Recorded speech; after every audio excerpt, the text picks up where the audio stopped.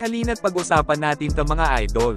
Ang pinakamalungkot na sinapit ng isang 16 years old top player noon na maagang binawian ng buhay matapos pumasok ang kanyang game-winning shot.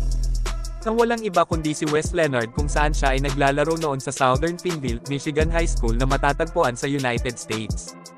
Si Leonard ay kilala bilang pinakamagaling na player noon sa kanilang school dahil bukod sa basketball ay star player din siya noon ng football. At sa kanyang edad na 16 years old ay nag-a-average na nga ito ng 19 points per game at siya rin ang naging leading scorer noon ng Pineville Blackhawks sa regular season na may 20 winning straight record noong 2010.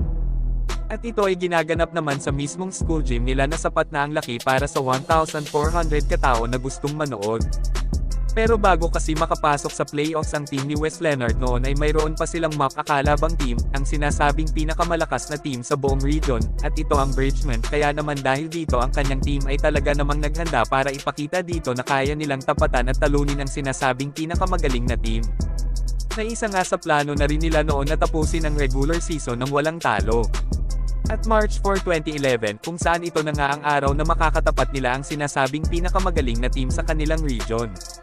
Nagsimula ang laro na si Wes Leonard noon ay talagang walang mintis ang kanyang shooting dahil na rin sa kanilang determinasyon na talunin ang kalabang team, naging mainit din ang laban ng dalawang team, sagutan ng puntos na maging sa depensa at opensa ay parehong gustong manalo hanggang sa huling minuto kung saan parehong 55 points ang score ng dalawang magkalabang team.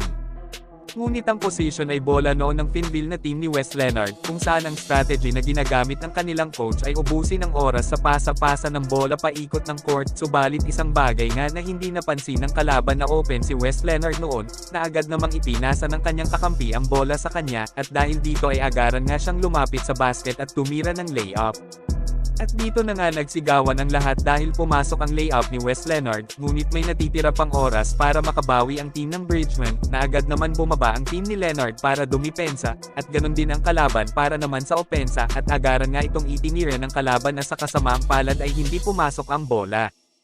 At masayang-masaya nga ang lahat dahil natapos nga ng Pineville High School ang season na mayroong perfect record, at ito rin ang pinaka-best moment niya sa high school na naglaro ng basketball. At dahil dito niyakap nga din siya ng kanyang mga ka-teammate dahil sa kanyang game-winning shot na habang isinisigaw ang kanyang pangalan. Ngunit matapos ang ilang segundo si Wes Leonard ay biglang nag-collapse. At kasama na rin dito ang kanyang ama at agarang tumakbo ng court para tingnan si Wes Leonard, maging ang kanyang mga ka-teammates, at mga kapatid ay nakita nila itong si Wes Leonard kung paano nahihirapang huminga, na sa oras din na iyon ay para na siyang mababawian ng buhay. Isinugod din naman kaagad noon sa ospital si Wes Leonard, pero ayon kasi sa doktor ay died on arrival na ang naging dahilan ay ang kanyang cardiac arrest at paglaki ng puso. So yan nga rin ang naging kwento mga idol ng batang si Wes Leonard na matapos maipanalo ang kanilang game ay agad namang pumanaw.